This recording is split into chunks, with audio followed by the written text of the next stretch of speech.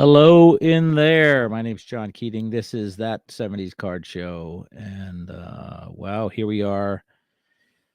Spring has sprung, summer's around the corner, baseball season in full bloom, playoffs for other sports. And it is a time of newness and rejuvenation and all that fun stuff.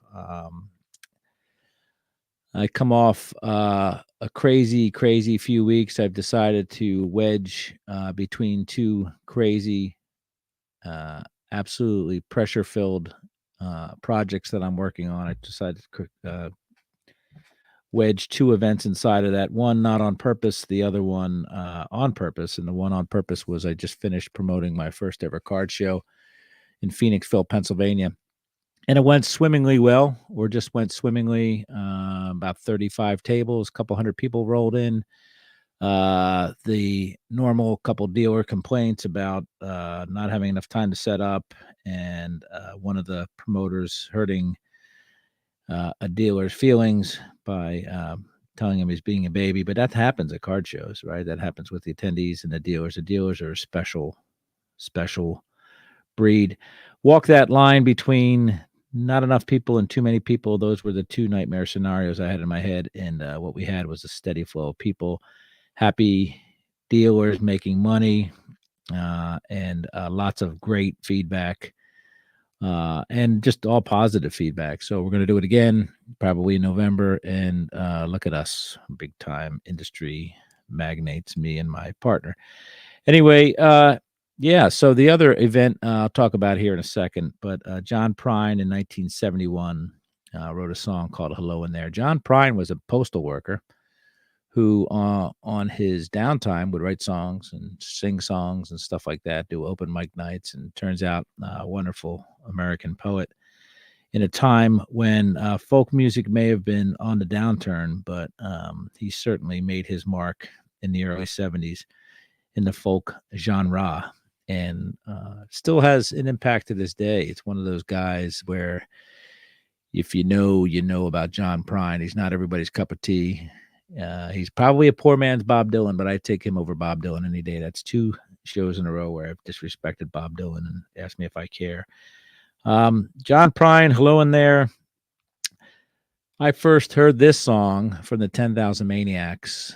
They did a cover of Hello in There, and a little more upbeat tempo wise, but absolutely haunting and chilling, and very incredible song to hear when you hear it the first time or the 1000th time. It's a pretty deep song, and I urge you guys to check that out. Perhaps you want to check out John Prine's cover or original, the Maniacs cover, and there's another YouTube video out there with Natalie Merchant, Michael Stipe, and Billy Bragg, which is an incredible version as well. So Hello in There. Here we go. Okay. We had an apartment in the city. Me and Loretta liked living there. Well, it's been years since the kids have grown, a life of their own, left us alone. My son graduates from Virginia Tech next week, and it will be the culmination of an incredibly crazy life experience, not for him, but for his parents, where it'll be our youngest and last son. And, the first thing you want to say is we did it. And we did do it, but the four of us did it together, my wife, myself, and our two sons. And 10 years of college done, paying for by me. Didn't want my kids to grow up with house payments after they got out of college. So paid for most of it so they can enjoy their life and live their life without the burdens that have sometimes been put on the youth of today, as well as the next generation and the older ones as well. We're all burdened down by debt of some sort, it seems like. But enough of that. Happy to be moving on to this next chapter of my life, but there are holes to fill. We've been, since my youngest went away to college, we have been dancing with the thought of being empty nesters, obviously, and the thought of not being the primary point guards in either of our sons' lives. And here we are on that cusp in 1 week. And what that means is we fill the holes left by these wonderful little beasts known as our children. And my wife has found some wonderful outlets for her in her work and other stuff. And I've really, since my youngest son went away to college 4 years ago, have picked up my hobbying, and it really has filled the time and filled, perhaps put my thoughts elsewhere sometimes when I was essentially on 24/7 watch when you're a parent. So anyway, the hobby's been great to me in that respect, and I always joke that once my kids graduate from college, I'll be able to spend more money in the hobby. Where here we are about a week out, and we'll see if I really meant that. But I imagine I'll just continue hobbying the way I do with my small victories and my wonderful little pickups that I get. That's what makes me happy. So, moving on to the next chapter of my life and my wife together, as our son moves on to the next chapter of his life, which will inevitably take him further and further away from us and further away from our home. So kudos to Jackson. Good luck to you, buddy. And away we go. Old trees grow stronger and old rivers grow wilder every day. So that's kind of a lesson we should take as we get older. We get stronger, we get smarter, we get wiser, and we're given more and more tools to cope with some of the problems that confront us in our everyday lives. So on to the next chapter. Me and Loretta, we don't talk much more. She sits and stares through the back door screen, and all the news just repeats itself like some forgotten dream that we both seen. This reminds me not of my wife, but it reminds me of the hobby in general. I feel like every time I'm in a room with the hobby, we stare at each other, and we don't talk much anymore. As I get more into the hobby, I get further and further away from the center or the core of what the hobby is today. Many people will tell you there is no one way to hobby. I get that, but I also do caution of the dangers of hobbying a certain way, and I find myself getting further and further away from that as an individual. Where the news, it just repeats itself, said John Prine. Well, we get that. It seems like the hobby and hobbyists, all they want to know is what's the next big news, good news, bad news, I got you news, and scandalous, salacious news. And that seems to be what a lot of the more popular content is created for these days, or is the machine that keeps it rolling, that bad news, that news cycle that just won't stop. So I've had to discover myself that the river that I'm in takes me further away from that, and that's okay. I know that I'm not alone. I know that there's people there that just want the cards and love the cards and embrace the cards, and obviously that's comforting for myself and probably comforting for the others as well. I hobby for the joy of hobbying. I hobby for the things I find joy in: the cards, the history, the culture, and more and more. I don't hobby for the news that, as John Prine says, just repeats itself. Someday I'll go and call up Rudy. We worked together at the factory. What could I say if he asks what's new? Nothing. What's with you? Nothing much to do. I was in San Diego last week, and inside of this little pressure cooker that I have going on with this client, I looked forward to May 2nd when a friend of mine was returning from Barcelona, Spain, a friend that I toured with more than 30 years ago on a Janet Jackson tour. And our time in San Diego was going to overlap by one day. And it's essentially what kept me going, because I don't see my friend Jeff very often, but he's one of those friends where I don't need to see him very often. We can pick right up. We know we're brothers. We can text each other with a question without saying hello or any other formalities, and get a straight answer real quick. And Jeff picked me up. He's about the same size as I am. Picked me up when he saw me and gave me a hug and didn't let go of me for about 10 seconds. kind of tells you, um, kind of tells you what you need to know. The things you've thought were in your past can stay in your past, but um, they also can have a tremendous impact on your present.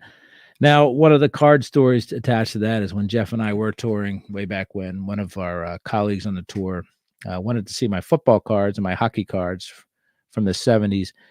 And I sure enough lent him a box of about 2,000 cards. And, well, I haven't seen those cards, in 31 years. And I'd love to have a story here where I tell you that the box showed up there in San Diego last week, but it did not. But the impact it has on me is I remember having the complete 1976 top set. Now I had the Walter Payton separate, but everything was in there. All my mid 70s cards were in there: 75, 76, 77, 78, a bunch of hockey cards and stuff like that. And what I find interesting is the biggest gap in my football card um, collection is those years 75, 76, 77. It's almost like I wish, or I'm saving space for them to come back in, and I'm a little reticent to go deep in collecting those years because I know my cards are probably still out there somewhere that I had from my childhood that I pulled out of a pack. But it's probably a fool's errand because I don't think those things are ever coming back. I mentioned the guy's name when I roll into town, and I'm hoping to see him every now and then. But boy, wouldn't it be funny if I got those cards back someday? So, yeah, so that's the hobby story there with my buddy Jeff. And I guess another thing is I'm you know making friends these days with people that we don't need to talk about necessarily what kind of car we have or what our house is like or our 401k or stuff like that. We can just talk about cards. And people that I've met for the first time recently, we can talk like old friends, which is a wonderfully incredible phenomenon. Falling right in line with people you've just met in person, but having a plethora of things to talk about and to talk about on end without any uncomfortability. And that's kind of what my friend Jeff and I have had for years, decades.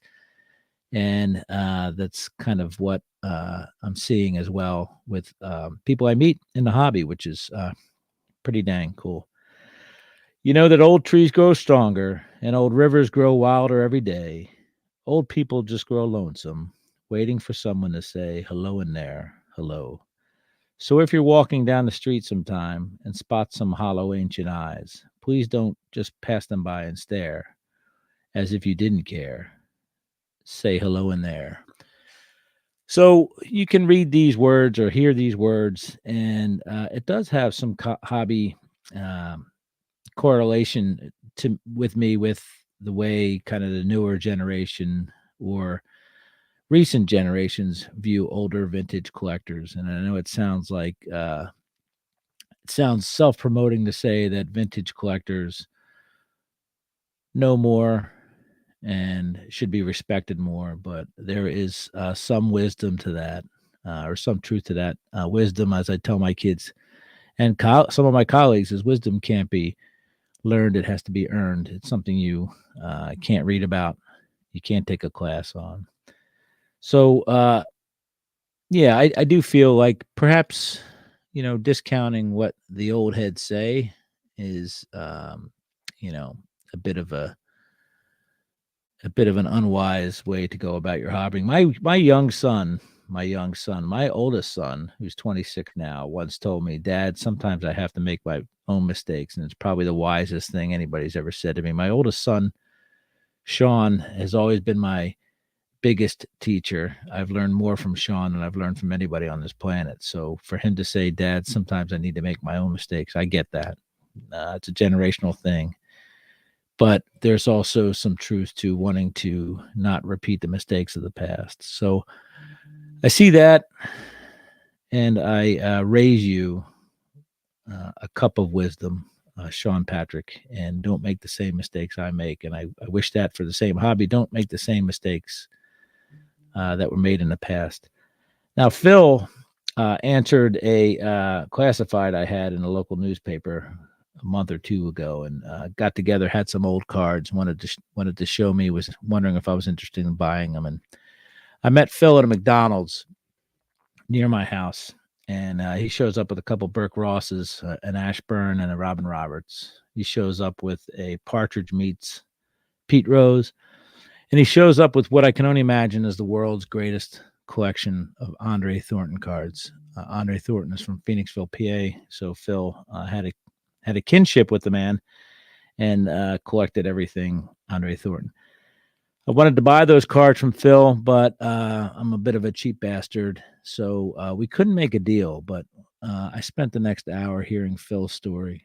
We talked about his origins in Akron, Ohio, and how he remembered Bob Feller, and he remembered Jim Brown, and Municipal Stadium in Cleveland, and told me about his life, the tragedies, the good moments as well. And Phil wanted to sell his cards. His wife not feeling too well. We didn't, like I said, we didn't make a deal, but it was fun talking to somebody about their life, about their history in collecting, about their sports memories from way back from a different area. And I enjoyed my time with Phil, and I'm going to reach out to Phil to see how he's doing. Say hello in there to Phil, for sure. My wife, not only is my wife the most wonderful person in the world, she's also got her own little yoga empire going. But during the day, my wife works at a couple of senior facilities as a wellness coordinator. She does some voodoo like Reiki and massage and, just all sorts of spiritual stuff to help the residents in their current stage and perhaps preparing them for their next stage. And a few years back, my wife had this brilliant idea. My wife has to hire people to do puppy yoga, country line dance, all sorts of fun stuff to keep the residents entertained and active. So my wife came up with this brilliant idea. Come give a PowerPoint about baseball cards. So a couple years ago, I did my first one. And then recently, within the last month, I did a second one at a second facility she worked with. And the first one was absolutely incredibly fun. The second one was even more fun than that. Larger group of people. And when I say a larger group of people, a dozen or so, and some young people, some of the caretakers were involved too by sitting in. So it's fun. It's fun to talk about cards when you're passionate about it. And I enjoy it. An hour can go by like it's 10 minutes, but when you're passionate about it, it's fun. And when you see the look on people's faces when they're learning something new, whether it's the price of a card or whether it is just a fun fact, it really does make me feel better and hopefully make the residents feel better. Yeah, I hear the stories. Of course, everybody talks about their moms throwing their cards away, the bicycle spokes, and I wish I had this. I wish I had that. If I still had my cards, I get it, and I humor them by saying, "Yep, my mom did the same thing. Yes, we played with our cards. We kept them in our pockets, all that stuff." But to hear a person talk about a story with Richie Ashburn, working at coming into a hotel they were working at in the middle of a rainy night, or getting somebody to sign a Richie Allen to sign something for them, or hearing about their baseball, their best baseball heroes, whether they were local or national. It's just truly, it's a gift that I receive when I talk to these people, because I love history. I love hearing history straight from their mouths. They always get gaga over the amount of money some of these cards are worth and say, "Oh, if I should have held on to them." And I say, what I say back is I should have bought Apple stock in 1992. It really, you get past that part of it, and you just remember how much joy these cards would bring people and how much joy baseball would bring people. And what really thrilled me the last time out was there was just as many females as males. And my mom had a big impact on me growing up with sports. So it's neat seeing the male and the female perspective in what today is essentially a male dominated endeavor, hobbying. So we opened up some cards. People were like they were kids all over again, and it's fun to see people open cards and then trade. One guy got a Mike Trout, one guy got a Derek Jeter, and I knew one guy was a Yankees fan. So the guy that got the Jeter, I told him to trade with the Yankees fan. So try to get that joy, bring that joy back for people that are have run their race essentially, and have maybe not the best lot in life right now, but a little bit of joy and saying hello in there to these folks. And it really, it really is fun. So I get more out of it than they do, I'm sure. But it's a good time. So that's it. Hello in there. Like I say, or like John Prine says, don't pass them by and stare as if you didn't care. Say hello in there.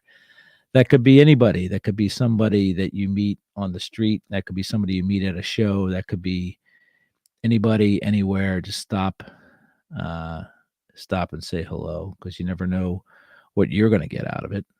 And it's okay. It's okay to be filled up by somebody else's cup. So that's that. Thanks for listening to my ramblings, and I appreciate everybody's support. Continue to support, and man, just so lucky to be a part of this little this hobby. Uh, I keep plugging away at my sets. I keep getting fun cards in the mail from purchases I make, and it really is such a good time. I can't wait to run them over to those boxes behind me and put them with their other buddies, their battle buddies, and keep bringing joy to my heart by collecting the cards, the expiration of which should have been over decades ago, but still bring me joy and still keep me in touch with the simple things. And that first attracted me so many decades ago. So anyway, be good to each other. Be safe. Wonderful time in my life. So I don't mean to stick it in your faces, but I'm thrilled to be a father of a second college graduate, and enjoy collecting. And as they say out there in the streets, enjoy your collection. Guten Tag.